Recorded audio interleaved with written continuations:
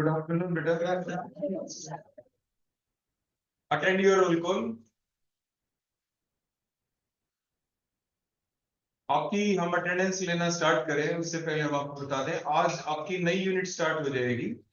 New unit start होगी आपकी। Alkyl और एराइल हैलाइड वाली यूनिट आपकी कंप्लीट हो चुकी है डीएससी पेपर डीएससी 2 के अंदर। और अब हम देखेंगे आपका उसी के अंदर इनऑर्गेनिक पोर्शन की एक यूनिट दे रखी है। यूनिट का नाम है पी ब्लॉक एलिमेंट्स, तो वो हम देखेंगे। तो उससे पहले हम आपकी अटेंडेंस ले लें। तनीषा, रिया, ठीक है बेटा। नेक्स्ट भूमिका, 04 present sir. संतोष, 05 present sir. आरती, 06 present sir. पंकज, अर्चना, 08 present sir. Shyam Pareek, 10 present sir. Sneha, दीपक, अनुदया, 18 present sir. रक्षिता, मुस्कान, 20 present sir. राशि, 20 present sir. Sanjana, Renuka, Kritika, Prachi Saini, Priya, Sakshi, 28 present sir. Priya, Moni, Vinay, Palak, 32 yes sir. Ashita, Ritesh, Janvi, 40 present sir. Jatin, 41 present sir. Twinkle, Niti, Yogita, Yes sir. 5. सपना, Yes sir. 26. महक, Dipesh, Yes sir. 48. विशाल, Yes sir. 50. दिशा, कोमल, सागर, Yes sir. 53. काजल, निधि, कृष, मनीषा, पारुल, अमन, अलीशा, दिशा, तमन्ना, Anju, Mohsin, Yes sir. 60. Aditi, सुहाग, हेमलता, राधिका, निधि, Yes sir. 70 sir. प्रीति, Present sir. 70. विजय, Present sir. 72. अमन, जतिन दैया, परवेश, कोमल। हो गई attendance जो भी present है यहाँ पे सभी की।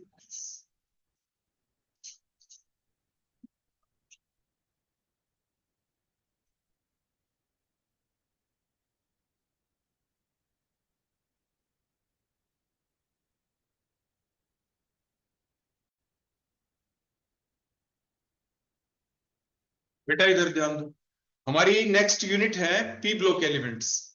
आपके जैसे मैंने आपको पहले बताया कि जो डीएससी 2 आपका पेपर है उसके अंदर आपके डिफरेंट पोर्शन है।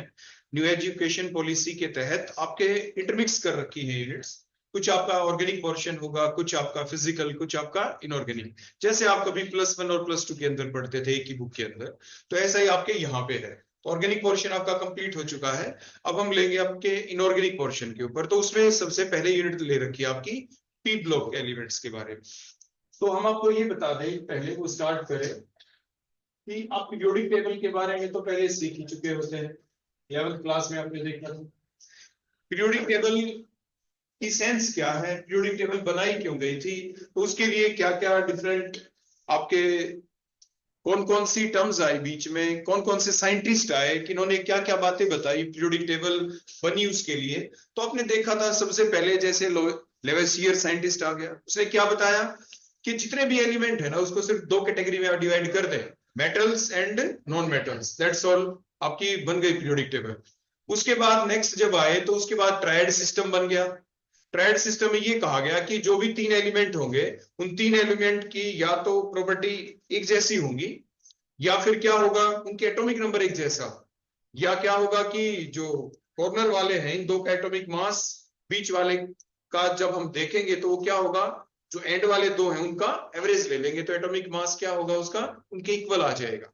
या तीनों का एटॉमिक मास क्या हो, बिल्कुल सेम, ट्रायड सिस्टम बन गया, लॉ ऑफ ऑक्टेव आ गया। मींस आप एलिमेंट्स को एक सीक्वेंस में लगाएं, सारे गामा पा धा नी के बाद दोबारा से फिर सा आ गया, मींस एवरी एट्थ एलिमेंट, पहला एलिमेंट आ गया, first second third fourth fifth six seventh, seventh के बाद जो एट्थ आएगा उसकी पोजीशन कहां पे होगी, फर्स्ट वाले के बिल्कुल नीचे। Means every eighth element has the same property like that of the first one. और उसके बाद सेकंड के पीछे नाइन्थ वाला आ जाएगा। क्लियर हो गया, तो ये आ गया। उसके बाद नेक्स्ट आया कि इस तरह से अरेंज कर दो सारे एलिमेंट्स को कि जो उनकी प्रॉपर्टीज हो, जो केमिकल प्रॉपर्टीज हम देखें वो किसके ऊपर डिपेंड करे, उसके एटॉमिक मास के ऊपर डिपेंड करें। लेकिन वो भी फ्रूटफुल नहीं हुआ, वो आपका पीरियोडिक आपका लॉ बन गया। बोलो क्या बन गया था, पीरियोडिक लॉ ने ये कहा द केमिकल और the physical property are the periodic function of their atomic mass. लेकिन ऐसा तो नहीं होता, उसमें कुछ लिमिटेशंस निकली। उन लिमिटेशंस को दूर करने के लिए फिर आ गया आपका पीरियोडिक लॉ। उसमें कहा गया कि arrange the element in such a way that the element having the same physical or the chemical property must be placed together in a particular line, जिसे आगे जाके अभी हम ग्रुप्स भी बोलने वाले हैं। और उनको अरेंज कैसे करें, and arrange all these element in the increasing order of their atomic number। तो ये आपका मॉडर्न पीरियोडिक लॉ बना और टेबल बन गई, मॉडर्न पीरियोडिक टेबल बन गई। बोहर्स की स्कीम को यूज किया गया जो आप एटॉमिक स्ट्रक्चर वाली यूनिट में पढ़ते हैं, और उन सारी बातों को ध्यान में रखते हुए हमारी आज की टेबल बन गई जिसे हम कहते हैं मॉडर्न पीरियोडिक टेबल। उसी मॉडर्न पीरियोडिक टेबल के अंदर अगर हम देखें तो आप क्या देख पाएंगे कि आपके जो टोटल ग्रुप है, फॉर एग्जाम्पल ग्रुप नंबर यहाँ पे 1 आ गया, 1 के बाद 2 आ गया, उसके बाद 3 आ गया, 3 से लेके आपके जैसे 12 तक चले, फिर 13 आ गया, 13 से लेके 17 तक चले, फिर आपका जैसे 18 आ गया।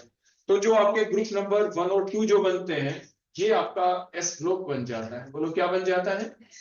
उसके बाद 13 से लेके आप 17 18 तक चले तो ये आपका पी ब्लॉक बन जाता है। लेकिन इसके अंदर हम आमतौर पे ग्रुप नंबर 18 को अलग कर देते हैं।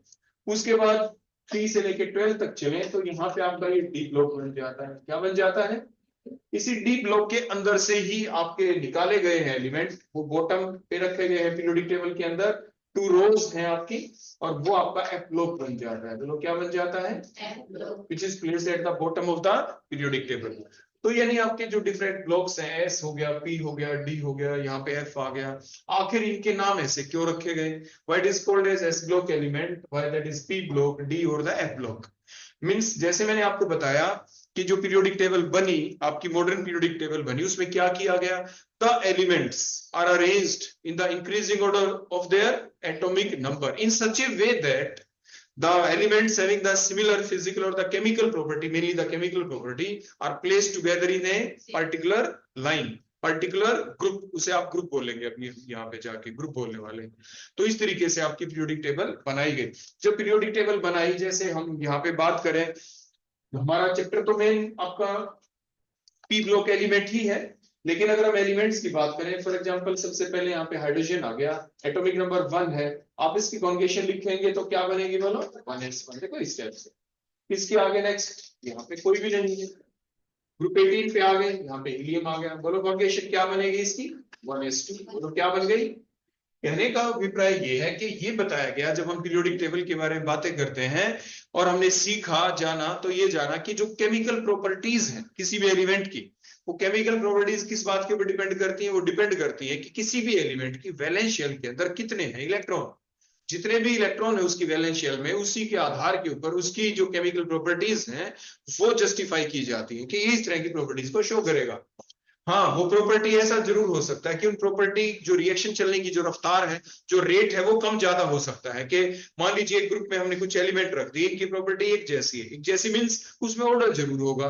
कि मान लीजिए कोई आपके हम देखते हैं इलेक्ट्रॉन लूज करने की पावर है, तो सभी एक कर रहे हैं, लेकिन एक इलेक्ट्रॉन कोई धीरे से कर रहा है, कोई इजिली लूज कर देगा उस एक इलेक्ट्रॉन को, वो एक अलग बात।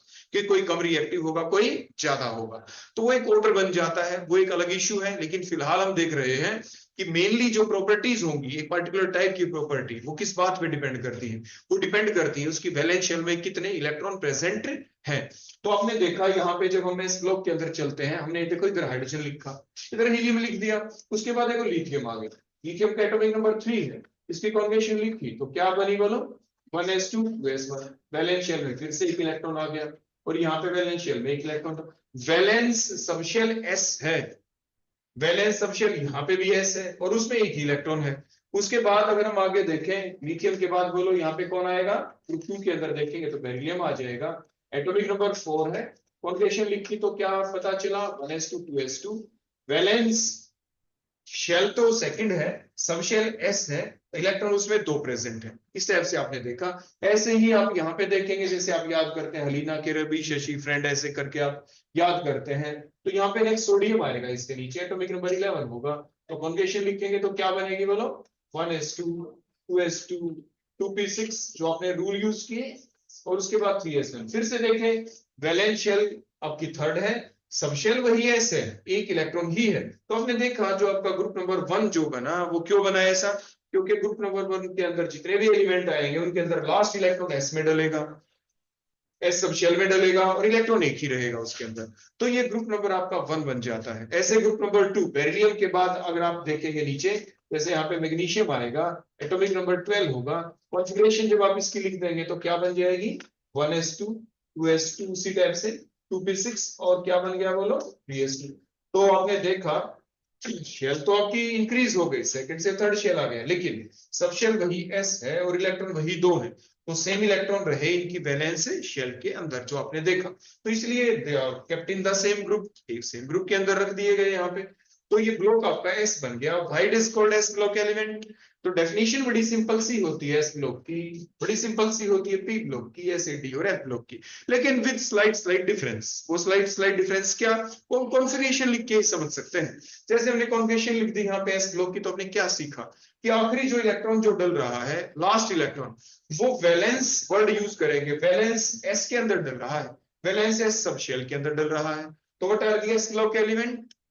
The elements in which the last electron, यहाँ पे भी लास्ट देखो, ये भी लास्ट देखो, the last electrons enters into the valence s subshell, अपने क्या कहेंगे s ब्लॉक एलिमेंट कह देंगे, अपने क्या कह देंगे s ब्लॉक एलिमेंट। तो जैसे मान लीजिए आपको डायग्राम बनाना पड़ जाए तो आप ऐसे न्यूक्लियस दिखाते हैं, बाहर डिफरेंट ऐसे शेल दिखा देते हैं, यहाँ पे आप s लिख देते हैं, एक इलेक्ट्रॉन दिखाते हैं, उसको आप एंटर करते हुए दिखाते हैं, और वो जिसके अंदर जाके डला वो बोलो कौन था यहाँ पे, ये s सबशेल थी, क्योंकि हमने बॉक्स भी एक ही दिखा दिया, बॉक्स क्या दिखा दिया 1, ये कोई भी शेल हो सकती है, बीच में और भी हो सकती है, फर्स्ट भी हो सकती है।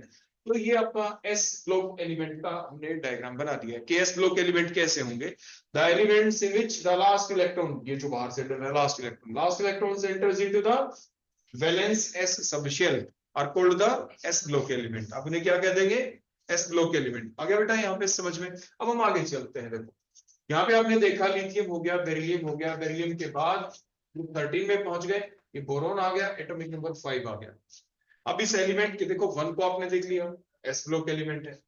आपने यहाँ पे उसके बाद 18 में चले तो यहाँ पे आपने क्या देखा 1s, ये भी s के अंदर ही डला है, लेकिन इनकी प्रॉपर्टीज एक जैसी होनी चाहिए ना।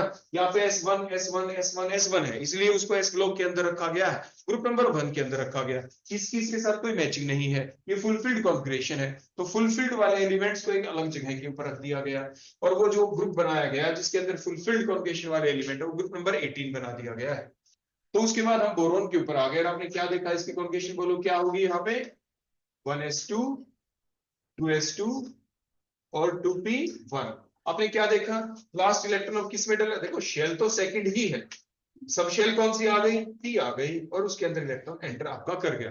तो the elements in which the last electron enters into the valence p subshell, तो कहलाते क्या है p ब्लॉक एलिमेंट। एग्जाम में हम आपको बता दें क्वेश्चन ऐसे आ सकता है, सिंपल से सिंपल, क्योंकि आपकी यूनिट का नाम p ब्लॉक एलिमेंट है, तो पहला क्वेश्चन ही ये बन जाता है p ब्लॉक एलिमेंट्स। तो आप क्या लिखेंगे डेफिनेशन, जब भी आप डेफिनेशन लिखेंगे तो और डायग्राम जो बनाएंगे वो डायग्राम कुछ ऐसे होगा, ये न्यूक्लियस शो करेंगे, उसके बाद ये आप ns दिखा देंगे, देखो ns, और उसके बाद यहाँ पे आप क्या लिख देंगे, एनपी लिख देंगे, आप ऐसा लिख देंगे। यहाँ पे भी जो आपका डला वो एनएस के अंदर था तो एनएस आ गया। देखो एन का मतलब एन की वैल्यू बढ़ती चली जाएगी, डाउन द ग्रुप जाएंगे, तो ये एनएस हो गया, एनपी हो गया। और पी के अंदर इलेक्ट्रॉन बोलो कितने आते हैं, 1 भी आ सकता है। और इसके अंदर तो 3 ऑर्बिटल्स होते हैं, जैसे आप देख पाएंगे एस में देखो 2 इलेक्ट्रॉन्स आ गए। पी के अंदर आप देखेंगे तो बॉक्सेस ऑर्बिटल तो 3 होते हैं, इलेक्ट्रॉन तो अभी तक एक ही आया है। 1 2 3 4 5 6 तक इलेक्ट्रॉन आ सकते हैं इनके अंदर, ठीक हो गया। तो आपने क्या देखा, तो क्या लिखेंगे आप इसकी कॉन्जुगेशन, एनएस में बोलो कितने इलेक्ट्रॉन आ गए, इसमें तो 2 ही है। पी के अंदर देखेंगे तो 1 भी आ सकता है, 2 भी आ सकता है, 6 तक भी आ सकते हैं। तो इसलिए जनरल कॉन्फ़िगरेशन इनकी बन जाती है पी ब्लॉक एलिमेंट्स की, NS2 NP 1 to 6। जैसे आप एस ब्लॉक की लिखते हैं तो कॉन्फ़िगरेशन क्या बनती, एन लिख दिया, एस लिख दिया। एस में कभी एक इलेक्ट्रॉन आ सकता है, कभी दूसरा भी आ सकता है। अगर 1 आए तो आपके ग्रुप नंबर 1 बन जाता है, 2 आ जाए ग्रुप नंबर 2 बन जाता है। ग्रुप 2 ही होते हैं। आपने देखा कि जो एस सबशेल होती है उसमें मैक्सिमम 2 ही इलेक्ट्रॉन आ सकते हैं, इसलिए ग्रुप भी 2 ही होते हैं। ग्रुप कितने होते हैं, सिर्फ 2। एस ब्लॉक के अंदर सिर्फ 2 ही ग्रुप बनते हैं, ग्रुप 1 ग्रुप 2। यहाँ पे मैक्सिमम इलेक्ट्रॉन 6 आ सकते हैं, 1 2 3 4 5 6, ग्रुप भी 6 ही होते हैं। 13 से लेके 18 तक 6 आपके ग्रुप बन जाते हैं। ऑन दैट बेसिस के maximum number of electron which can enters into the P subshell are 6, so the maximum group are 6, वो 6 ही है। क्लियर हो गया। तो इस टाइप से हम, और हाँ जो मैं आपको बता रहा था, तो पहला क्वेश्चन बोलो क्या बना यहाँ पे, what R P block element, तो आप क्या कहेंगे, the elements in which the last electron enters into the P subshell, valence P subshell, तो कहेंगे पी ब्लॉक एलिमेंट। फिर इसके साथ मान लीजिए आपसे पूछ लिया जाए जितने भी एलिमेंट होंगे 13 से लेके 18 तक, किसी भी एलिमेंट का नाम ले दें और ये कह दें, फॉर एग्जांपल बोरॉन को कह दिया, why boron is A P block element. Boron के नीचे क्या आएगा बोलो, aluminium, why aluminium is A P block element. Boron के आगे ग्रुप नंबर 14 में बोलो कौन आएगा, कार्बन, भाई carbon is A P block element, ऐसे पूछ लिया जाए। तो आपको क्या करना है, जिस भी एलिमेंट का नाम ऐसे दिया जाए तो आप उस एलिमेंट की पहले क्या लिख देंगे, इलेक्ट्रॉनिक कॉन्फ़िगरेशन, और फिर बना देंगे ऐसे डायग्राम। और डायग्राम बनाने के बाद ये पी आपने शो कर दिया, ये एस आपने शो कर दिया, इसमें 2 इलेक्ट्रॉन दिखाए और ये इलेक्ट्रॉन दिखाए, और ये लिख देंगे, बोलो कैसा इलेक्ट्रॉन था ये, that is the valence electron. और एंटर किस में कर रहा है, ये बोलो कौन है, ये आपकी, ये पी सबशेल हो गए। तो आप इस टाइप से शो कर देंगे जो लास्ट इलेक्ट्रॉन है वो किस में एंटर किया, वैलेंस पी सबशेल में एंटर किया। डायग्राम भी हो गया, कॉन्फ़िगरेशन भी लिख दी, तो आप लिख देंगे इन बोरॉन या इन कार्बन जो भी, डायग्राम बनाने के बाद the last electron enters into the valence P subshell, so it is A P block element. ऐसे करके आप उसका जवाब दे देंगे प्रॉपर डायग्राम के साथ। क्लियर हो गया। तो अब हम बिल्कुल अपने आप को रेस्ट्रिक्ट कर देंगे इन सारी बातों के बाद सिर्फ पी ब्लॉक के ऊपर। तो इस सारी चीजों को हम यहां से क्लियर कर देते हैं और अब हम डायग्राम ड्रा करेंगे सिर्फ और सिर्फ पी ब्लॉक के बारे में।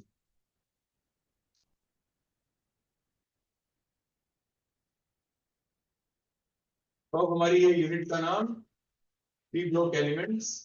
तो पी ब्लॉक एलिमेंट्स कौन हुए, जैसे कि मैंने अभी आपको बताया कि इन विच लास्ट जो इलेक्ट्रॉन है वो किस में एंटर करे, last electron enters into the valence P subshell, वो वैलेंस पी सबशेल के अंदर एंटर कर जाए तो आप उसे कहेंगे पी ब्लॉक एलिमेंट। सिंपल सा डायग्राम बनाते हैं इस टाइप से, आप यहाँ पे पी सबशेल यहाँ पे लिख देंगे, यहाँ पे ये पी सबशेल है, इलेक्ट्रॉन दिखाएंगे, इसकी एंट्री इसमें दिखा देंगे, ये न्यूक्लियस, और ये बड़ा सिंपल सा डायग्राम ऐसे करके। उसके बाद आपसे पूछा जाएगा पी ब्लॉक के अंदर ग्रुप कितने होते हैं, इसकी कॉन्फ़िगरेशन क्या है। तो आप कहेंगे सबसे पहले जो पी ब्लॉक है ये कहां से कहां तक इसकी रेंज होती है, it ranges from group number 13 to group number 18, group 13 से 18 तक इसकी रेंज बन जाती है। क्लियर हो गया। उसके बाद जैसे सिलेबस मैंने आपका देखा उसके अंदर 18 आपका हटा रखा, आपके सिलेबस के अंदर दे नहीं रखा, शायद वो अगले सेमेस्टर में आपके कहीं पे आएगा, नोबल गैसेस के नाम से अलग यूनिट आपकी आ जाएगी। तो फिलहाल जो आपके सिलेबस में पूरे पी के अंदर से ग्रुप नंबर 13 टू 17 ऐसा मेंशन है आपके सिलेबाई के अंदर, तो इसलिए जो क्वेश्चन भी आपसे पूछे जाएंगे वो कहां से पूछे जाएंगे, ग्रुप 13 से लेके 17 तक। लेकिन इसका मतलब ये बिल्कुल नहीं कि बेसिक क्वेश्चन ना पूछे जाएं, ऐसा लिख रखा है कि general characteristics of the P block element, तो जनरल में तो आपके ग्रुप 18 की भी कुछ कुछ बातें पूछी जा सकती, वो एक अलग बात कि उनके जो स्पेसिफाइड कंपाउंड है वो शायद आपके ना दें, वो ना भी दें आपको, लेकिन फिर भी क्योंकि पी ब्लॉक लिख दिया तो हमें ये ध्यान रखना चाहिए, क्या पता एग्जामिनर दे दे, क्योंकि ऊपर लिख दिया ना general characteristic of the P block element. तो जनरल के अंदर तो सारी बातें आ गई, आपकी एटॉमिक साइज आ गया, आपके पीरियोडिक टेबल की रिलेटेड और जितनी प्रॉपर्टीज है वो आ गई, साइज के ऊपर आयनाइजेशन एनर्जी डिपेंड करता है, इलेक्ट्रॉन एफिनिटी आ जाए, आपकी इलेक्ट्रोनेगेटिविटी आ जाए, रिड्यूसिंग कैरेक्टर आ जाए, ऑक्सीडाइजिंग नेचर आ जाए, जो भी और बातें हैं सारी की सारी बातें जनरल कैरेक्टरिस्टिक्स ही तो हैं। तो जनरल कैरेक्टरिस्टिक्स को क्यों करके भी तो एग्जाम में पूछा जा सकता है। तो इसीलिए आपको ये ध्यान रखना है कि कोई भी बात पूछी जा सकती है, इसलिए हम थोड़ा थोड़ा आपको ग्रुप 18 को टच करते हुए वहां की भी कुछ बातें आपको बता देंगे। ठीक हो गया बेटा, आगे बात समझ में। अब इसके बाद हम क्या करेंगे, ग्रुप नंबर 13 से 18 तक अगर हम देखें तो अगर पहले एलिमेंट को हम ले लें, क्योंकि आप ये जानते हैं कि पीरियोडिक टेबल के अंदर आपका जो ग्रुप नंबर 13 जो शुरू हुआ, यहाँ पे आपने देखा था कि इस कोने के ऊपर हाइड्रोजन था, तो इस यहाँ पे बोलो कौन था आपका, हीलियम, ऐसा आपने देखा था ना। उसके बाद यहाँ पे लिथियम के बाद बोलो कौन था, बेरिलियम के बाद ही तो आपका यहाँ पे ग्रुप नंबर 13 आता है। और 13 की अगर हम बात करें तो यहाँ पे बोरोन आता है। बोरोन की अगर बात करें तो इसकी कॉन्जुगेशन जो आपने लिखी थी 1s2 2s2, बोलो कौन, 5 था ना, 1s2 2s2 2p1। तो आपने क्या देखा कि बोरोन के अंदर अगर आप देख पाएंगे तो इसमें एक तो लॉन पेयर होता है और एक क्या होता है बोलो, अनपेयर्ड इलेक्ट्रॉन। लेकिन क्योंकि यहाँ पे वैकेंट ऑर्बिटल है तो 1 electron can jump into the 2p, 2s का इलेक्ट्रॉन 2p में आ सकता है, because the very less energy gap, 2s और 2 के p के बीच में एनर्जी गैप बहुत ही कम है। So due to very less energy gap, the one of the 2s electron can be jump into the 2p, बड़ी आराम से वहां पे जंप कर सकता है। तो इसलिए टोटल जो अनपेयर्ड इलेक्ट्रॉन आपको दिखाई दिए वो बोलो कितने हैं, 3। तो इन्हें आप बॉन्ड पेयर इलेक्ट्रॉन्स कहते हैं, बोलो क्या कहते हैं, बॉन्ड पेयर इलेक्ट्रॉन्स। तो आपने क्या देखा, ग्रुप नंबर 13 का पहला एलिमेंट बोरोन, जिसमें अनपेयर्ड इलेक्ट्रॉन बोलो कितने, 3 के 3 बॉन्ड पेयर इलेक्ट्रॉन्स हैं, इसलिए 3 बॉन्ड बना सकता है, वैलेंसी इसकी 3 है। तो बोलो ट्राईवैलेंट एलिमेंट होंगे, बोलो ये क्या होंगे, ट्राईवैलेंट। जैसे BF3 बन जाए, BCl3 बन जाए, BBr3 बन गया, Bi3 बन गया, इस टाइप से आपके कंपाउंड बन जाएंगे।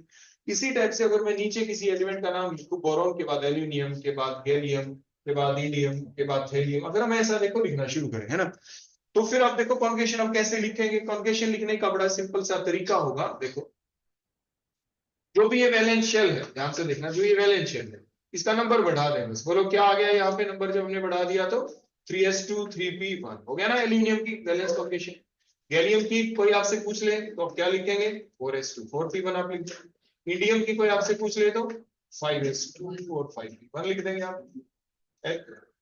बोरोन, एल्यूमिनियम, गैलियम, इंडियम और थैलियम क्लियर। तो थैलियम की कोई पूछे तो आप क्या लिख देंगे, 6s2 6p1 लिख देंगे। देखो ये तरीका होगा इसको लिखने का, ठीक है। उसके बाद देखो अब 2p के आगे 2d तो होता नहीं, ये चीज आपको ध्यान रखनी है। सेकंड शेल के अंदर सिर्फ s और p होते हैं, क्लियर हो गया इतना, d होता नहीं, तो यहाँ पे भी d अंदर आएगा नहीं कहीं पे। अब 3 पे चलते हैं। थर्ड शेल के अंदर क्या होता है, 3s 3p और 3d भी होता है, लेकिन कॉन्फ़िगरेशन यही है, इसका अंदर d तो है लेकिन वो वैकेंट है। क्या है वो, वैकेंट है। उसके बाद जो ये d वैकेंट है, ये वैकेंट यहाँ पे है ना, अगले एलिमेंट में जाएंगे, एटॉमिक नंबर बढ़ रहा है तो वो तो फुलफिल्ड हो चुका है, 3d10 वो भरा, अभी तो बाहर वालों का नंबर आएगा अगले एलिमेंट के अंदर, क्योंकि एटॉमिक नंबर बढ़ रहा है ना। जैसे इसका 5 है तो इसका 13 है, इस टाइप से आपको पता ही है ना। उसके बाद अब क्या करेंगे, नेक्स्ट 4p के अंदर 4d भी होता है और इसमें तो 4f भी होता है। देखो मैं आपको क्या समझाने की कोशिश कर रहा हूं, कॉन्फ़िगरेशन लिखना जिसके बेसिस के ऊपर हमारे कुछ क्वेश्चन सॉल्व होने वाले हैं। हमने क्या देखा, देखो फिर से बता देता हूं, बोरोन के अंदर कॉन्जुगेशन 1s2 2s2 2p था, 2p के अंदर 2d नहीं होता तो यहाँ पे भी हमने 2d लिखा नहीं, क्योंकि 2d होता ही नहीं तो वो भरा कहां से जाएगा, फिलअप तो नहीं होगा ना। अब हम आगे चले एल्यूमिनियम में, 3s2 3p1 3 थर्ड शेल में तो 3 आपकी सब शेल होती है, spd 2 ही भरे गए, थर्ड अभी खाली, जो खाली है जब तक वो भर नहीं जाएगा तो अगले का नंबर कहां से आएगा, जो 4s2 4p1 है उसको हमने यहाँ पे फिलअप कर दिया, 3d10 हो चुका है। उसके बाद आगे चलते हैं, 4s2 4p1 था, 4d और 4f इसमें होते हैं लेकिन वो वैकेंट है। क्या है वो, वैकेंट। जो वैकेंट है उनमें से एक यहाँ पे फिलअप हो गया 4d10 और एक आगे फिलअप हो गया 4f 14, यानी इस टाइप से। तो ओवरऑल ये हमारी कॉन्जुगेशन बन जाती है, हम इनको सीख पाते हैं। इन्हीं को सीखने के द्वारा ही हम क्या पता लगा पाए, यहाँ पे जो हमारे बेसिक क्वेश्चन आएंगे यही हमारे बेसिक क्वेश्चन बन गए, यही हमारे छोटे छोटे क्वेश्चन बन गए कि ये पूछा जाए बताएं इन सभी एलिमेंटों के अंदर से वो कौन सा जिसमें वैकेंट डी ऑर्बिटल नहीं होता? अब आंसर क्या लिखेंगे? वो बोरॉन है, उसमें वैकेंट डी ऑर्बिटल होता ही नहीं। उसके बाद पूछा गया कि इनमें से वो कौन जिसमें वैकेंट डी ऑर्बिटल होता है? वो तो आपका कौन है? एल्यूमिनियम है, उसमें वैकेंट डी ऑर्बिटल होता है। नेक्स्ट वालों में तो वो फिलअप हो गया। यहाँ पे भी डी है, देखो वैकेंट है, हम फिलहाल बात कर रहे हैं ऊपर से नीचे चलते हुए। उसके बाद ये डी यहाँ पे फिलअप हो गया। अब 4D 4F तो इसमें भी वैकेंट है। उसके बाद इसमें 4D 10 हो गया, इसमें 4F 14 आ गया। वो कौन सा एलिमेंट इन सभी के अंदर जिसके अंदर F सबशेल होती है और वो फुलफिल्ड भी होती है, उसमें इलेक्ट्रॉन भी होते हैं? बोलो वो कौन? वो सिर्फ ये आखिरी एलिमेंट इस ग्रुप का है, वो बोलो कौन हो गया? थैलियम हो गया। वो बोलो कौन हो गया? थैलियम। इतनी बात आ गई समझ में? बिल्कुल इसी बेसिस के ऊपर अब हम आगे की जो चीजें हैं जो मैंने एक्स्ट्रा लिखी थी इन्हीं को हटा देता हूं, क्योंकि इसकी यूटिलिटी भी होगी कुछ क्वेश्चनों का जवाब देने में। तो हमने क्या सीखा अभी तक कि जो ग्रुप नंबर आपका 13 था, उस 13 के अंदर आपने क्या क्या देखा कि सबसे पहला एलिमेंट बोरॉन, कॉन्फिगरेशन लिखनी आपने सीखी। कॉन्फिगरेशन बड़ी सिंपल थी। कॉन्फिगरेशन बोलो क्या निकली ग्रुप 13 की? NS2 और बोलो NH2 के बाद NP1, NH2 NP1, ये जनरल कॉन्फिगरेशन इसकी हो गई है। उसके बाद सभी आगे एलिमेंट की हमने कॉन्फिगरेशन लिखनी सीख ली। अब क्वेश्चन क्या उठा, कुछ टर्म आती है बड़ी बेसिक सी, जब भी हम और प्रॉपर्टीज को पढ़ेंगे उसके दौरान जो हमें यहाँ पे दिख रहा है उस चीज को एक्सप्लेन करने के लिए, वो क्या कि जब कभी भी हम एक बेसिक टर्म को आपके सामने मान लीजिए मैं लिख दूं जिसको कहते हैं साइज है, और हम आपसे पूछें कि बेटा बताओ how will you define the term size, how will you define the term atomic size, कह दो एटम का साइज क्या है। अब ये कहेंगे किस तरह ऐसा करते हैं, पहले डायग्राम बना लेते हैं, पहले एक न्यूक्लियस ड्रा कर लेते हैं, उसके बाद डिफरेंट शेल बना देते हैं। डिफरेंट शेल बनाने के बाद इनमें से कोई ना कोई वैलेंस शेल जरूर होगी। कौन सी शेल होगी? कोई वैलेंस शेल जरूर होगी।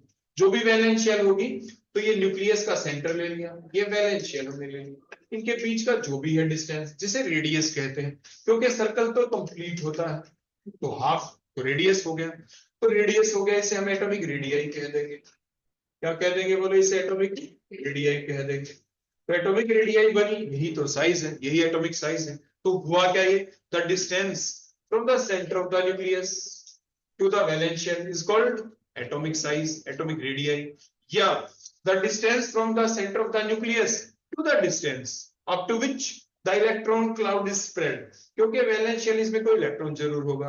इलेक्ट्रॉन होगा तो वैलेंस कैसे चलेगा? वेव की फॉर्म में चलता है, हम पढ़ते हैं एटॉमिक स्ट्रक्चर के अंदर वेव की फॉर्म, कभी बाहर है कभी अंदर है। इन दोनों का जो मीन डिस्टेंस हुआ वो तो ये लाइन ही बन गई ना, इतना एक बार बाहर जाता है इतना एक बार अंदर आता है, तो ये एवरेज हो गया, बीच की जगह हो गई, ये बीच की जगह हो गई, तो ये वही जगह बन गई जिसको हम कह रहे थे कि the distance from the centre of the nucleus to the valence shell. तो उसको हम कुछ ऐसे बोल रहे थे, the distance from the centre of the nucleus to the distance up to which the electron cloud is spread, electron cloud is spread is called the atomic size या atomic radii. Clear हो गया इतना? अब जो ये atomic radii की बातचीत की वो हम यहाँ पे तो बात कर लेते हैं, ये अकेले एटम की बातचीत चल रही थी। अब ये डिफरेंट टाइप की हो सकती है एटॉमिक रेडियाई जो हम बात करें, अलग अलग टाइप की हो सकती है। कैसे? मान लीजिए हम बात करें दो एटम आपस में जुड़ गए, तो जुड़ते वक्त ऐसा भी तो हो सकता है कि ये एक एटम था, इसका देखो ये यहाँ तक का था ना साइज जिसे हम एटॉमिक रेडियाई कह रहे थे, अब दूसरा एटम आया इसके पास, उसने इसके साथ है ना ओवरलैपिंग कर ली, बोलो क्या कर ली इसके साथ? ओवरलैपिंग। तो ये इसका न्यूक्लियस था दूसरे एटम का, अब ये इसका सेंटर था। अब हम क्या करें, ये यहां से यहां तक पूरा डायमीटर बन जाएगा, लेकिन ओवरऑल हुआ क्या? ये ओवरलैपिंग एटम है, ये बॉन्डेड एटम्स हैं जिनके बीच में ऑर्बिटल्स की ओवरलैपिंग हो गई। ओवरलैपिंग होने की वजह से ये जो आपका डायमीटर बना इसका हमने हाफ कर दिया, ये जो भी बना हाफ, इसे कोवेलेंट रेडियाई कहते हैं। बोलो क्या कहते हैं? तो कोवेलेंट रेडियाई क्या हुई? The half of the distance, आधा कर दिया ना, किसका आधा किया? The half of the distance, किसका आधा? The half of the distance between the nuclei of two bonded atoms is called covalent radii। आप उसे क्या कहते हैं? की बजाय अगर हम ऐसा मान लेते, मान लीजिए ये डिस्टेंस 10 सेंटीमीटर है, देखो ये जो रेडियस था इसका रेडियस भी 10 सेंटीमीटर है, तो 10 और 10 कितना? 20 होता। वो 20 तो तब होता ना जब हम देखो कुछ ऐसा करते, एक तो ये होता, एक हम कुछ ऐसे लेते, मान लीजिए हमने ये रेडियस 10 सेंटीमीटर, ये रेडियस भी 10 सेंटीमीटर, हमने पूरे का डायमीटर बन गया। अब इसका हाफ कर दिया, देखो हाफ कर दिया, ये रेडियस ले लिया। अब इसमें तो ओवरलैपिंग भी नहीं हुई, इसमें तो बीच में भी कुछ गैप रह गया। मान लीजिए ये 10 सेंटीमीटर था, ये भी 10 सेंटीमीटर था, बीच में 2 सेंटीमीटर का गैप हो गया मान लीजिए, तो 10 10 20 हो गया, 20 और 2 का गैप भी है, 22 हो गया। उसका हाफ देखा तो 11 सेंटीमीटर बन गया। यहाँ पे क्या होगा, ये 10 था, कुछ 10 था, 20 हो गया, 20 में से मान लीजिए 4 सेंटीमीटर का कॉमन एरिया हो गया, तो मान लीजिए 10 10 20 की बजाय ये 16 रह गया, तो 16 का हाफ कितना हो गया, 8 सेंटीमीटर हो गया। समझ में आ गई बात? क्योंकि ये बॉन्डेड एटम्स हैं, ये नॉन बॉन्डेड एटम्स हैं। नॉन बॉन्डेड एटम्स कहां पे मिलेंगे, वो एटम होंगे जिनके बीच में बॉन्ड बन ही नहीं सकता। वही तो हम बता रहे थे अभी आपको, ग्रुप नंबर 18 के एलिमेंट्स, ग्रुप नंबर 18 के एलिमेंट में फुलफिल्ड कॉन्जुगेशन है, अभी देखा था ना। जैसे आपने देखा हीलियम को हमने लिखा 1s2, देखो फुलफिल्ड कॉन्जुगेशन है, ये कोई बॉन्ड ही नहीं बनाएगा, तो इनके एटम्स के बीच में बॉन्ड ही नहीं बनेंगे, तो दूर ही रहेंगे, ओवरलैपिंग नहीं हुई।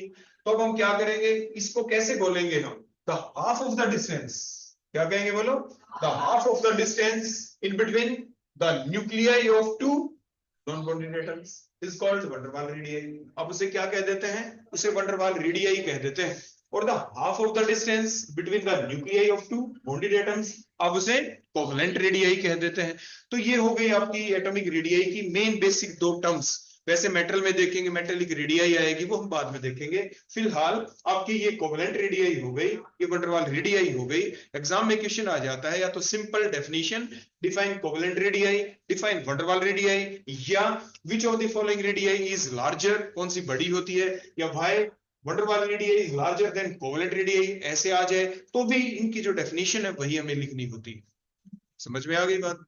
तो हम लिख देते हैं, मान लीजिए आगे वैन डर वाल रेडियाई कोवेलेंट रेडियाई से बड़ी क्यों होती है, तो आप क्या लिखेंगे, इन वैन डर वाल रेडियाई या द वैन डर वाल radii is the half of the distance between the nuclei of two non bonded atoms, while the covalent radii is half of the distance between the nuclei of two bonded atoms. So we can say that, बस जो question था वही answer लिख दे। So covalent radii is smaller than van der वाल radii, या so the van der Waal radii is larger than the covalent radii। एक चीज और हम आपको बता दें, एग्जाम में अगर आपसे ये पूछा गया ना कि भाई van der Waal radii is larger than covalent radii, तो आपको आंसर भी फिनिश उसी लैंग्वेज में करना है, so the van der Waal radii is larger than covalent radii। अगर ये पूछा गया कि भाई covalent radii is smaller than आपकी van der Waal radii, तो एनालिसिस लास्ट में जो आप करेंगे तो ऐसे ही लिखना है, so the covalent radii is smaller than van der Waal। अगर आपने रिवर्स लिख दिया कि मतलब तो एक ही होता है, तो आपके आंसर में पूरे नंबर नहीं मिलेंगे।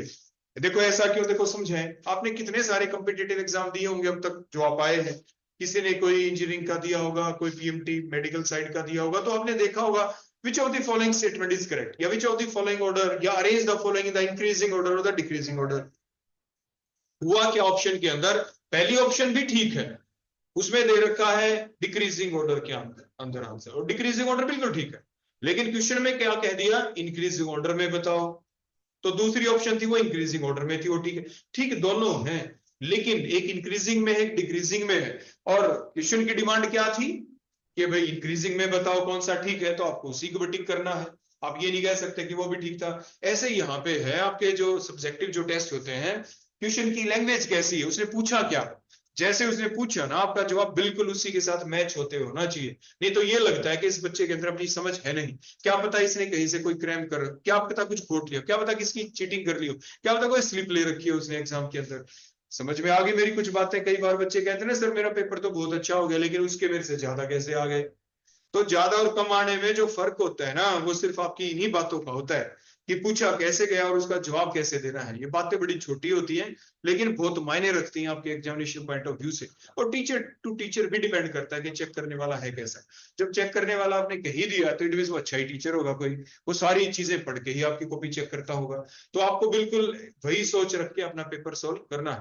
खैर, मैंने आपको ये बताया कि जब भी हम कोई भी ब्लॉक पढ़ ले तो उसके दौरान जो सबसे पहली प्रॉपर्टी आती है वो साइज की आती है। क्या आती है? साइज का मैंने आपको मतलब बता दिया कि साइज की डेफिनेशन क्या होती है। फिलहाल इस चीज की हमें जरूरत थी नहीं, क्योंकि ये हम पढ़ते हैं पीरियोडिक टेबल वाले चैप्टर के अंदर। तो कुछ कुछ बातें मैं वहां की आपके मैच करता जा रहा हूँ ताकि किसी बच्चे को कोई भी दिक्कत ना आए। फिर भी कोई ऐसी पॉइंट होता है मेरे से पूछ भी सकते हैं। अब नेक्स्ट पॉइंट आ गया, अब हम चलते हैं सिर्फ इसी पॉइंट के ऊपर जो हमारा था साइज का। आपने क्या देखा, देखो डाउन द ग्रुप जब हम जाते हैं तो साइज बढ़ेगा या घटेगा, तो वो बात हम डिस्कस करें उससे पहले हम ये देखेंगे कि आखिर साइज का घटना या बढ़ना आखिर डिपेंड किस बात के ऊपर करता है। तो खाई जो साइज है उसका घटना या बढ़ना दो ही फैक्टर के ऊपर करता है डिपेंड। एक तो ये देखो, साइज का मतलब आपने अभी अभी क्या देखा, एक तो न्यूक्लियस होता है, बाहर कोई वैलेंस शेल होती है, वैलेंस शेल में इलेक्ट्रॉन होगा, कोई ना कोई वैलेंस शेल इलेक्ट्रॉन होगा। तो न्यूक्लियस जिसके ऊपर पॉजिटिव चार्ज है, वैलेंस शेल जिसमें इलेक्ट्रॉन जिसपे नेगेटिव चार्ज है, इनके बीच कोई ना कोई अट्रैक्शन है, नहीं तो बाहर फ्री ना हो जाता, फ्री इलेक्ट्रॉन ही हो जाता, फिर कुछ ना कुछ अट्रैक्शन है। अट्रैक्शन की वजह से कोई ना कोई डिस्टेंस बन गया है सेंटर ऑफ द न्यूक्लियस और वैलेंस शेल के बीच में, उसी डिस्टेंस को आप साइज कह रहे थे। तो ये जो डिस्टेंस होगा न्यूक्लियस और वैलेंस शेल के बीच का, ये डिस्टेंस कब कम होगा और कब ज्यादा, बात वो चल रही है, उसी को हम कह रहे हैं कि साइज का घटना या बढ़ना। तो साइज का घटना या बढ़ना दो ही बातों के ऊपर हुआ डिपेंड, एक न्यूक्लियस के ऊपर जिसके ऊपर पॉजिटिव चार्ज है, उसको कहा जाता है न्यूक्लियस की पावर, न्यूक्लियस का चार्ज। अब देखो दो टर्म आएंगे यहाँ पे जिसके ऊपर भी आपको थोड़ा ध्यान देना है, वो क्या, देखो मैंने वर्ड लिखा है यहाँ पे न्यूक्लियर चार्ज, लेकिन सिंपली न्यूक्लियर चार्ज आपको यूज नहीं करना वर्ड। अब यहाँ पे जो वर्ड यूज करेंगे वो होगा आपका इफेक्टिव न्यूक्लियर चार्ज। बोलो क्या यूज करेंगे। अब इफेक्टिव न्यूक्लियर चार्ज का मतलब क्या है, मतलब ये है जैसे मैं यहाँ से बोल रहा हूँ, मैंने एक दिन पहले भी शायद आपको बताया, मैं यहाँ से बोल रहा हूँ मैं न्यूक्लियस हूँ, मान लीजिए मैं कार्बन हूँ, कार्बन का +6 चार्ज हो गया क्योंकि आपके एटॉमिक नंबर 6 है, प्रोटॉन 6 हो गए तो +6 चार्ज हो गया। अब बाहर आप डिफरेंट शेल्स हैं और मान लीजिए आगे तक मान लीजिए शेल है, तो पहली शेल वालों को क्या लगता है कि मेरे अंदर चार्ज कितना है, +6 ही है क्योंकि बिल्कुल आमने सामने है। तो अब दूसरी शेल आ गई, दूसरी शेल जो पीछे बच्चे बैठे हैं, आप बीच में रुकावट का काम कर रहे हैं, आप स्क्रीनिंग का काम कर रहे हैं, अब मेरे और सेकंड बेंच वाले बच्चों के बीच में आप उतनी इंटरेक्शन नहीं होने दे रहे, मेरी आवाज क्या पता उतनी वहां तक ना पहुंच रही हो, थर्ड शेल तक और कम पहुंच रही हो, मान लीजिए और भी लंबी लाइनें होती है ऐसी काफी सारी, तो मैं बोल तो उसी पावर से रहा हूं लेकिन हर एक के पास मेरा इफेक्ट अलग अलग तरीके से पहुंच रहा है। तो मेरे को कोई कह रहा है, पहली शेल के बच्चे बोले कि सर आप में पावर +6 ही है, अब कार्बन में +6 है, पिछले वाले बच्चे बोले नहीं सर आप में +6 नहीं, आप में यानी 5 पॉइंट कुछ है ना, +5.8 है, और उन्होंने कहा नहीं +5 ही है, और पीछे वालों ने और कम कहा। कहने का मतलब हर इलेक्ट्रॉन कितना चार्ज महसूस कर रहा है किसी न्यूक्लियस के अंदर, कितना है चार्ज, वो कहलाता है उसका इफेक्टिव न्यूक्लियर चार्ज। तो हर इलेक्ट्रॉन अपना अलग अलग चार्ज ही तो महसूस करेगा, पहले वाले शेल के इलेक्ट्रॉनों के लिए मेरे अंदर चार्ज कुछ अलग है, वो क्या महसूस कर रहा है, सेकंड शेल वाले कुछ अलग महसूस कर रहे हैं। वास्तविक जो चार्ज होता है, वास्तविक जो एटॉमिक नंबर होता है, आप उसे कहते हैं न्यूक्लियर चार्ज है, लेकिन कोई इलेक्ट्रॉन कितना चार्ज फेल्ट कर रहा है, कितना चार्ज एक्सपीरियंस कर रहा है, कितना चार्ज महसूस कर रहा है, वो कहलाता है उसका इफेक्टिव न्यूक्लियर चार्ज। तो इफेक्टिव न्यूक्लियर चार्ज हर इलेक्ट्रॉन के लिए क्या होता है, अलग अलग होता है। इवन जब आप सीखेंगे स्लेटर्स रूल आएंगे आपके एटॉमिक स्ट्रक्चर वाली जो यूनिट होगी उसके अंदर आप सीख पाते हैं कि किस तरीके से इवन जो दो इलेक्ट्रॉन इकट्ठे बैठे हैं वो भी एक दूसरे के लिए कुछ ना कुछ हिंड्रेंस क्रिएट करते हैं, तो उसका इफेक्ट भी उसके ऊपर स्टडी किया जाता है। तो स्लेटर्स रूल के द्वारा हम निकाल पाते हैं इस चार्ज को, जिसको मैंने बोला यहाँ पे क्या, इफेक्टिव न्यूक्लियर चार्ज। वो अभी फिलहाल आपके इस पी ब्लॉक में हम पढ़ेंगे नहीं, वो एटॉमिक स्ट्रक्चर वाली यूनिट में आ जाता है कि how can we calculate the effective nuclear charge experienced by 3D electron या 2p इलेक्ट्रॉन या कुछ भी एग्जाम में कह देते हैं, ऐसा न्यूमेरिकल आपके आ जाता है।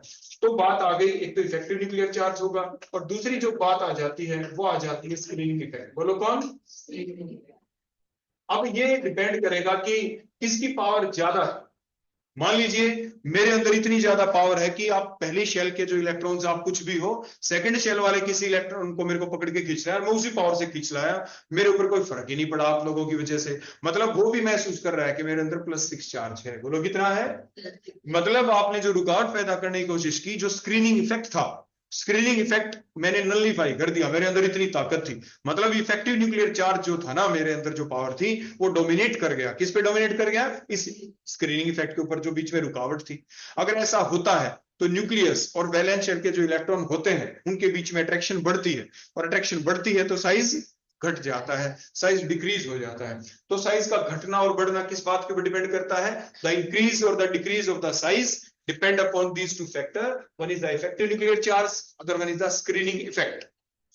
If the effective nuclear charge is greater than, इस बोलो क्या हो जाए, is greater than कह दो या dominates over कह दो, किसके ऊपर, screening effect के ऊपर, then the attraction between the nucleus and valence electron increases. And thus the size decreases.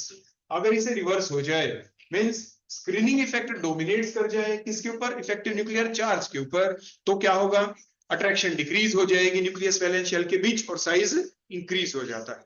तो जब कभी भी साइज को एक्सप्लेन करते हैं, उसके घटने बढ़ने को एक्सप्लेन करते हैं, हमेशा दो फैक्टर बीच में लेके जरूर आते हैं। वो कौन से दो फैक्टर होते हैं आमतौर के ऊपर, यही दो, इफेक्टिव न्यूक्लियर चार्ज और स्क्रीनिंग इफेक्ट। आगे बेटा बात समझ में क्लियर हो गया यहां तक। अब हम क्या करेंगे कि कई बार आप में से कोई बच्चा ये कह सकता है, सर एक मिनट, आप मेरे को ये बताओ कि मैंने एक क्वेश्चन पढ़ा, उसके अंदर ये पढ़ा कि जैसे ग्रुप 1 के अंदर, क्योंकि सर अभी तो आप हमें पी ब्लॉक पढ़ा रहे हो, मैंने ग्रुप 1 में पढ़ा कि हमारे पास ग्रुप 1 के एलिमेंट थे, लिथियम था, लेकिन वो पॉजिटिव आयन की फॉर्म में था, Li पॉजिटिव आयनिक फॉर्म में था, फिर सोडियम आयन था, लिथियम, सोडियम, पोटाशियम, रुबिडियम, ऐसे ही थे। आपके अनुसार अगर हम देखें और किसी बात का जवाब देने की कोशिश करें तो आपके अनुसार तो ऐसा कुछ होना चाहिए कि सर देखो, यहीं पे ले लेते हैं पहले, फिर हम उसी पॉइंट पे जाएंगे कि सर देखो यहाँ पे तो दो शेल थी, है ना, ये पहली और दूसरी, तो इंटरवेनिंग जो शेल है, इंटरवेनिंग का मतलब न्यूक्लियस और वैलेंस शेल के बीच में आने वाली सारी शेल को कहते हैं इंटरवेनिंग शेल। इंटर का मतलब इन बिटवीन, इन बिटवीन मतलब न्यूक्लियस और वैलेंस शेल के बीच की चीजों को कहते हैं इंटरवेनिंग शेल्स कहते हैं। बोलो क्या कहते हैं, इंटरवेनिंग शेल। तो न्यूक्लियस हो गया, वैलेंस शेल हो गई सबसे बाहर वाली, और बीच वाली सभी को क्या कहते हैं, बोलो इंटरवेनिंग शेल्स कह देते हैं। उन इंटरवेनिंग शेल्स के अंदर भी आपकी जो ये न्यूक्लियस हो गया, ये बाहर वाली शेल वैलेंस शेल हो गई, और इसके बीच की जितनी भी और शेल होंगी इंटरवेनिंग शेल बन गई। लेकिन ये वैलेंस शेल से अंदर पेनल्टीमेट शेल, उससे और अंदर एंटी पेनल्टीमेट वर्ड यूज आ जाता है, सब शेल वर्ड भी यूज कर देते हैं सब शेलों में चले तो। वैलेंस हो गया, वैलेंस से जस्ट अंदर कौन हो गया, पेनल्टीमेट वर्ड यूज करते हैं, उससे और अंदर एंटी पेनल्टीमेट यूज करते हैं, और कॉमनली वैलेंस को छोड़ के और न्यूक्लियस के बीच में कलेक्टिवली कॉल्ड इंटरवेनिंग। क्या कहते हैं आप, इंटरवेनिंग। क्लियर हो गया ना, तो ये वर्ड आपको देखने को मिलते हैं।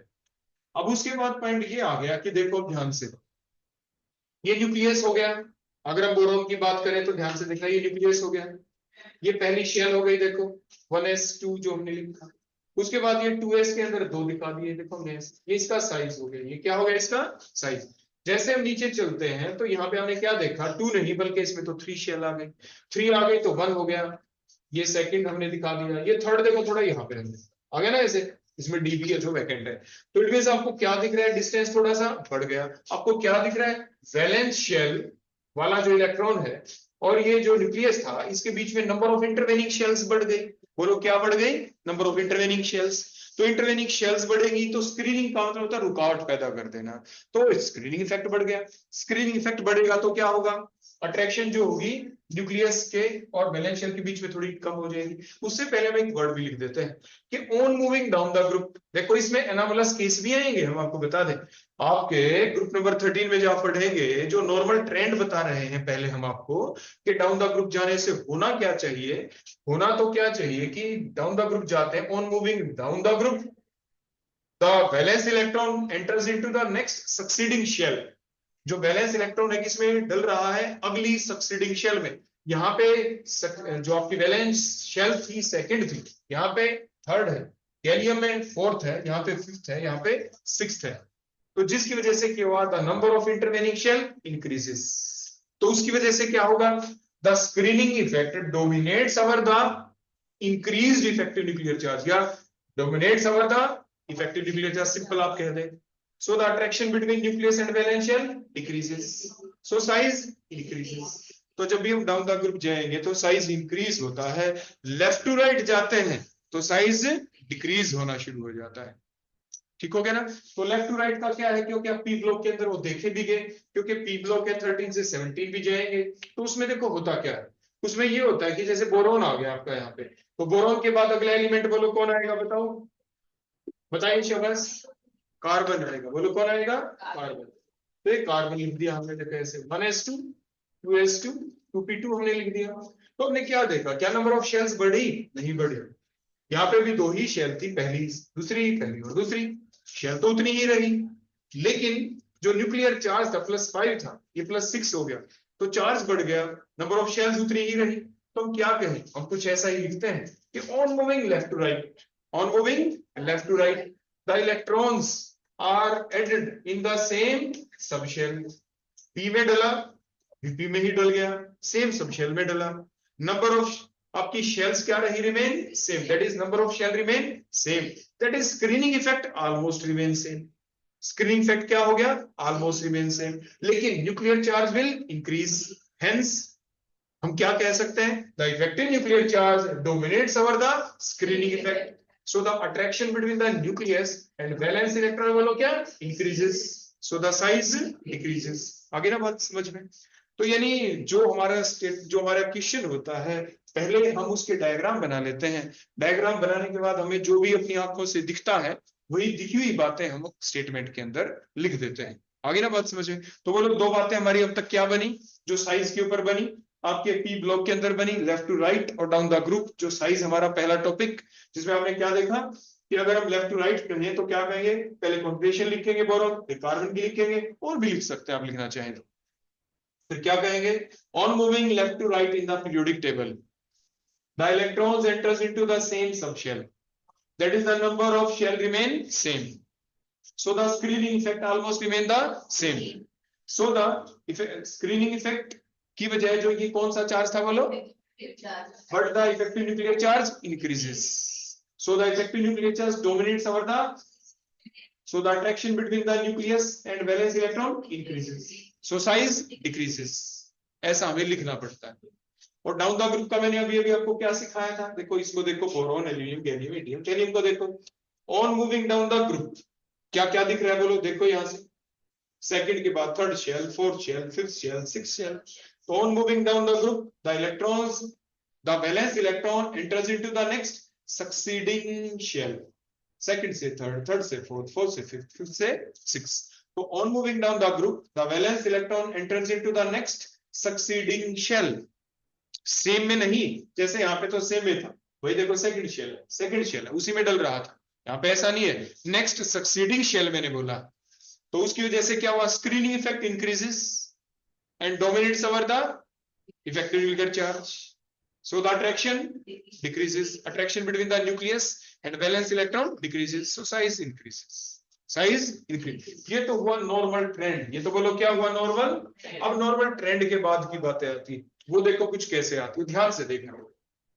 देखो जैसे ही हम यहां से यहां पे पहुंचते हैं, देखो ध्यान से, लेकिन अगली बात जो मैं बताऊं ना, उससे पहले जो अभी अभी हमने बातें लिखी, इनके बारे में भी थोड़ी सी जानकारी आपको और दे देते हैं। वो क्या, कि जो स्क्रीनिंग इफेक्ट जो हमने वर्ड यूज किया ना, क्या ये सभी के लिए एक जैसा होता है, तो हम कहेंगे नहीं।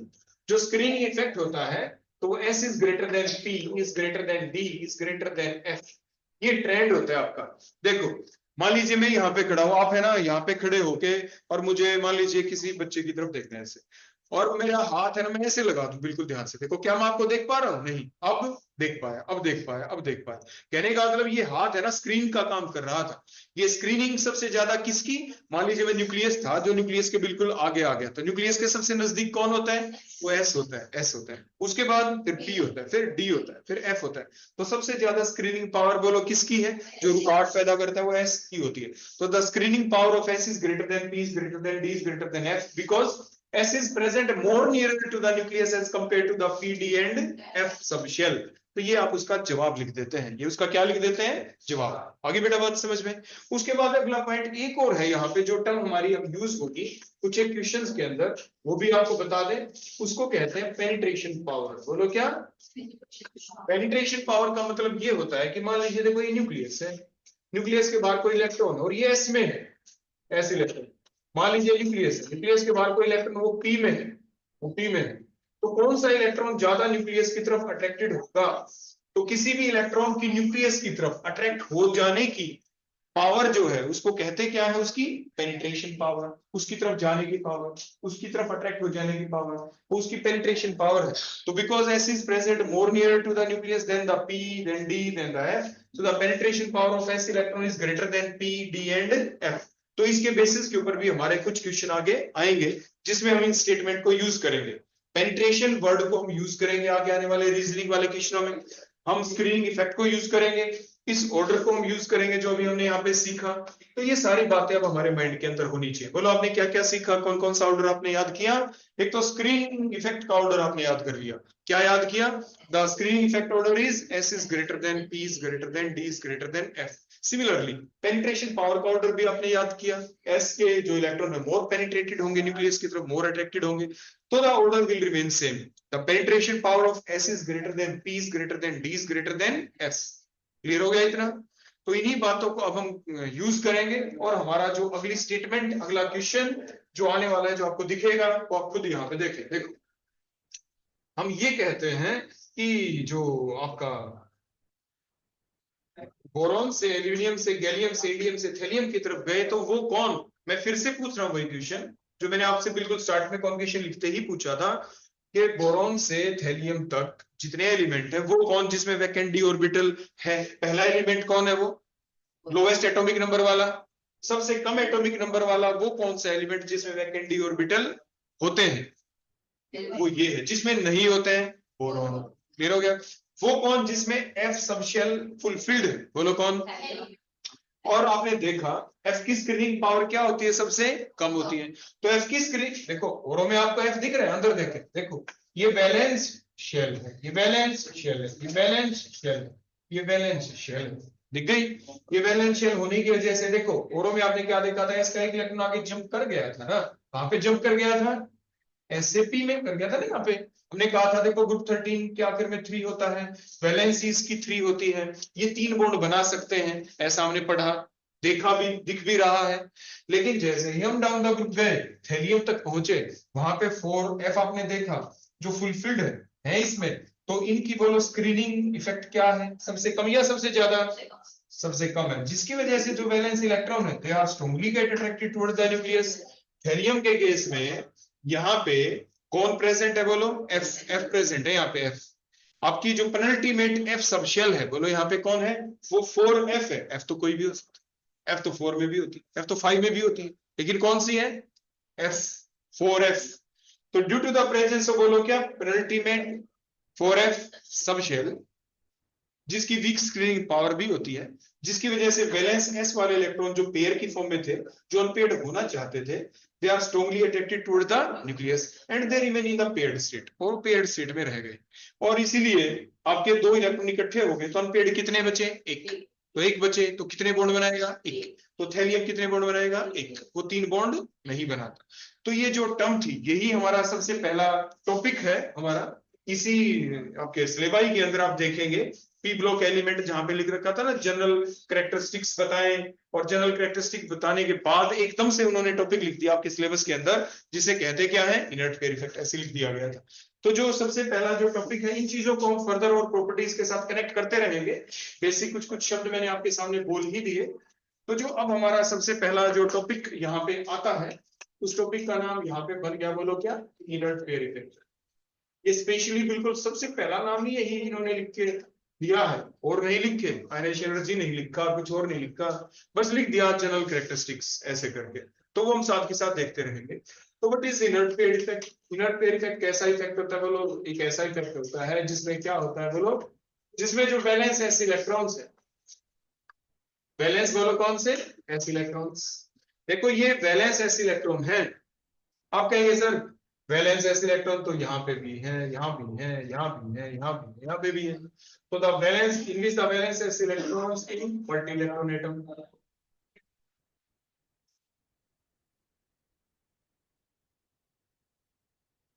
मल्टी इलेक्ट्रॉन एटम का सर इसमें भी तो एक से ज्यादा इलेक्ट्रॉन है। इसका मतलब ये है जो सबसे ज्यादा इलेक्ट्रॉन वाला एटम है ग्रुप नंबर 13 के अंदर या 14 के अंदर, किसी के अंदर, वो यही है। हम बात इसकी कर रहे हैं।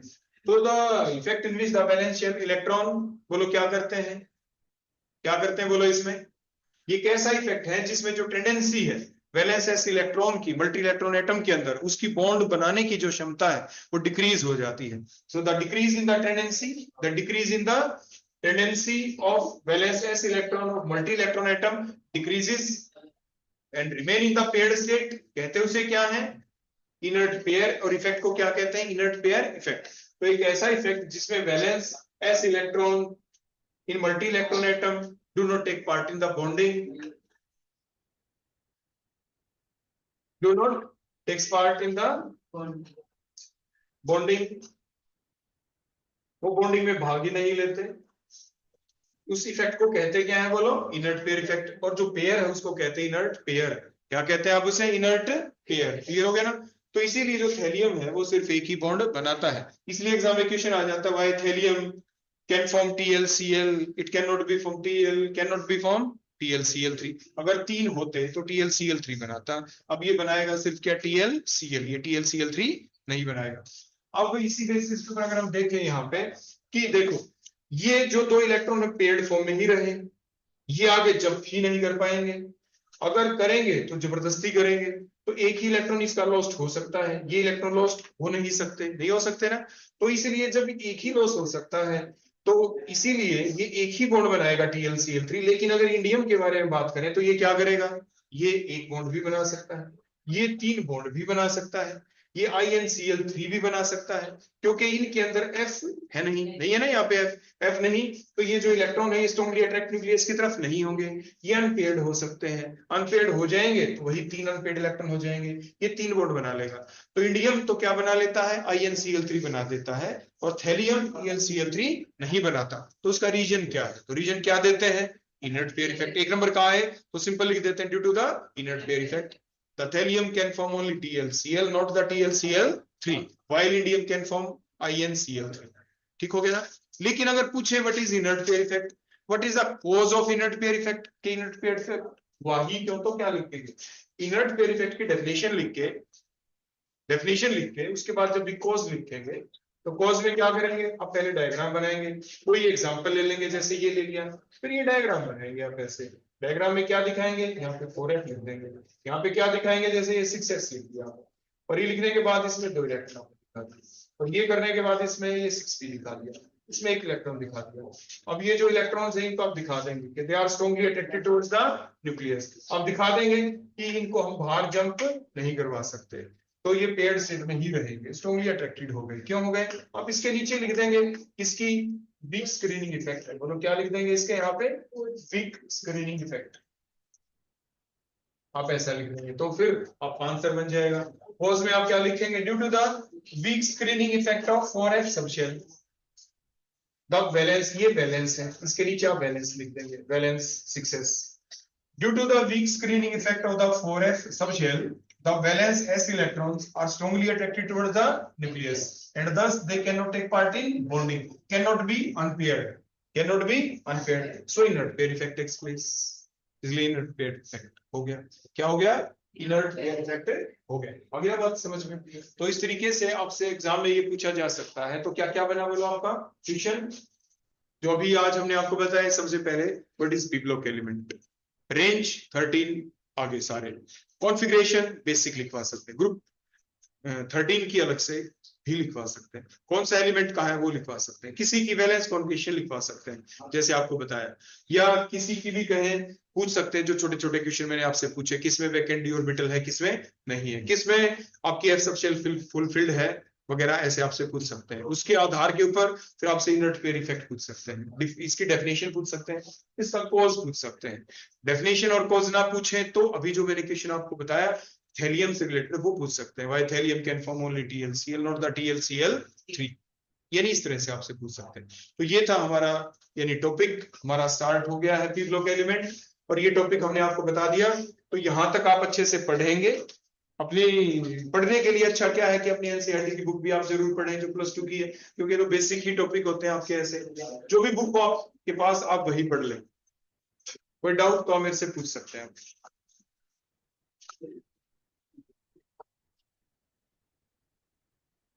अब में से किसी बच्चे को कोई डाउट तो बेटा मेरे से पूछ। आपके जो डीएससी पेपर 1 है, डीएससी 1, उसमें एस ब्लॉक दे रखा है आपका। हाँ, तो उसमें एस है तो इसमें पी ब्लॉक दे रखा है। ठीक है,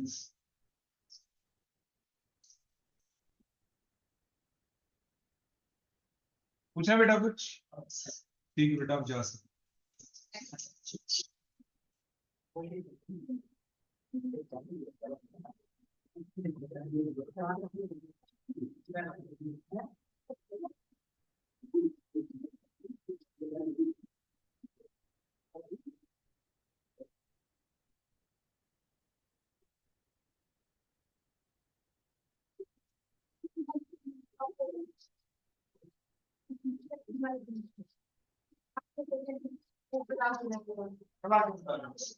ये तो अभी बताते हैं लोग बताते हैं